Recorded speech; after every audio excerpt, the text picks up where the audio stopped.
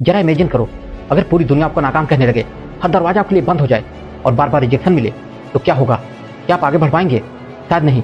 लेकिन आज मैं आपको एक ऐसे इंसान के बारे में बताने जा रहा हूँ जिसे 30 से ज़्यादा बार नौकरी से रिजेक्ट किया गया, जो पढ़ाई में फेल हुआ, जिसका लोग मजाक बनाते थे, उस पर हंसते थे।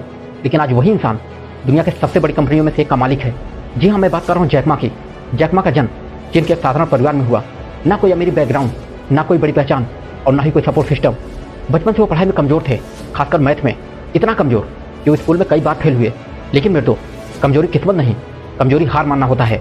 जब बाकी बच्चे खेलते थे तब जैक मा रोज सुबह साइकिल चलाकर एक होटल जाते थे, क्योंकि वहाँ विदेशी लोग आते थे और जैक मा उनसे अंग्रेजी सीखना चाहते थे। ना कोई पैसा, ना कोई मजबूरी और ना ही कोई लालच, बस सीखने की आग और लाइफ में कुछ करने की जिद। उन्होंने ये काम 9 साल तक किया। सोचिए, 9 साल तक बिना किसी स्वार्थ के वैसे ही लगातार मेहनत करते रहे। कॉलेज में एडमिशन के लिए जैक मा ने 3 बार एग्जाम दिए, जिसमें से 2 बार फेल हो गए। लेकिन तीसरी बार उन्होंने खुद को साबित कर दिया, एग्जाम क्वालिफाइड कर गए और वहीं से शुरू हुआ नौकरी की तलाश का संघर्ष। 30 से ज़्यादा नौकरियां, हर जगह रिजेक्ट। केएफसी में 24 लोगों ने इंटरव्यू दिया, 1 सिलेक्ट हुए, सिर्फ जैक मा रिजेक्ट हो गए। पुलिस की नौकरी रिजेक्ट, होटल में काम रिजेक्ट, ऑफिस में काम मिला रिजेक्ट। लेकिन याद रखना मेरे दोस्त, जिसे दुनिया रिजेक्ट करती है, वक्त उसे सिलेक्ट करता है। 1995 में जैक मा पहली बार अमेरिका गए। वहीं उन्होंने इंटरनेट देखा और सोचा कि अगर इंटरनेट अमेरिका में है तो चीन में क्यों नहीं, और यहीं से शुरू हुआ उनके सपने का बीज। उन्होंने अपनी पहली कंपनी बनाई, लेकिन वो बुरी तरह फेल हो गई। पैसा डूब गया, लोग हंसने लगे, मजाक बनाने लगे और रिश्तेदार बोलने लगे कि छोड़ दो ये सब और नौकरी कर लो। लेकिन जैक मा ने कहा कि अगर आज नहीं करूँगा तो पूरी ज़िंदगी पछताऊंगा। 1999 में जैक मा अपने घर पर अपने 18 दोस्तों को बुलाया। ना कोई पैसा, ना कोई टेक्नोलॉजी का ज्ञान और ना ही कोई गारंटी। अगर कुछ पास था तो था एक विश्वास, एक उम्मीद और एक सपना, और उस सपने का नाम था अलीबाबा। पहले 3 साल तक कोई मुनाफा नहीं, कर्मचारियों को कोई सैलरी नहीं। लोग कहने लगे ये कंपनी कभी नहीं चलेगी। लेकिन जैक मा कहते थे कि अगर आप हार नहीं मानते तो आपको कभी कोई नहीं हरा सकता, और यही सच भी हुआ। आज अलीबाबा दुनिया के सबसे बड़ी ई कॉमर्स कंपनियों में से एक है और जैक मा दुनिया के सबसे बड़े बिजनेसमैन लीडर में शामिल हैं। लेकिन वो आज भी कहते हैं कि मैं स्मार्ट नहीं हूँ, बस मैं हार नहीं मानता। दोस्तों, जैक मा कहानी हमें सिखाती है कि असफलता अंत नहीं, शुरुआत है।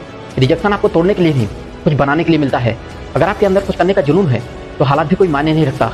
अगर आपके अंदर जिद हो गई है, चाहे कुछ भी हो, पर मुझे सफल होना है, तो दुनिया की कोई भी ताकत आपको रोक नहीं सकती। अगर आज आप फेल हो रहे हैं तो टेंशन नहीं, बल्कि खुश हो जाओ, क्योंकि आप कोशिश कर रहे हैं और यही कोशिश एक दिन तुम्हें कामयाब बनाएगी। याद रखना, हर सफल इंसान की ज़िंदगी में एक समय ऐसा जरूर आता है जब दुनिया उसके खिलाफ होती है, लेकिन वही समय उसे महान बनाता है। अगर जैक मा हार मान लेते तो क्या आज अलीबाबा होता? नहीं।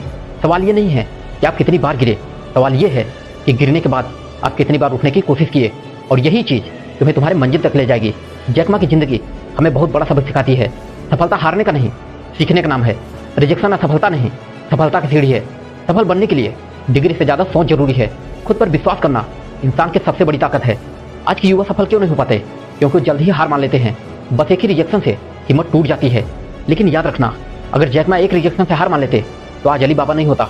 वीडियो के लास्ट में बस इतना ही कहूँगा कि अगर आप लगातार संघर्ष कर रहे हैं, फिर भी आपको बार बार असफलता मिल रही है, लोग आप पर हंस रहे हैं, तो समझ लीजिए कि आप बिल्कुल सही रास्ते पर हैं, क्योंकि सफलता का रास्ता संघर्ष के द्वार से होकर ही गुजरता है। जैक मा कहते हैं कि अगर आज कठिन है तो कल और कठिन होगा, लेकिन परसों बहुत सुंदर होगा। इसी विश्वास के साथ इस वीडियो का अंत करते हैं। अगर वीडियो आपको अच्छा लगा हो तो वीडियो को लाइक, चैनल को सब्सक्राइब और अपने दोस्तों के साथ शेयर जरूर करना, और कमेंट में लिखो कि मैं कभी हार नहीं मानूंगा।